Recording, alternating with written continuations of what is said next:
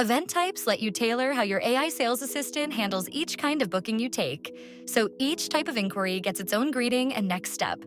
From the sidebar, open your agent, then event types. You'll see a card for each type your assistant already handles, and you can click any card to edit it. Click Add Event Type, and a panel slides in from the right. Pick the type from the list at the top.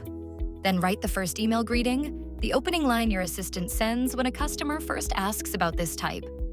Under Calls to Action, set the main next step your assistant offers.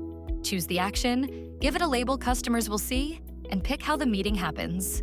To offer backups, click Add CTA and reorder the list anytime. Your assistant opens with the top option and works down.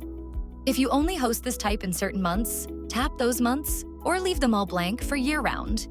Click Add Event Type, and your assistant starts handling this kind of customer exactly the way you want.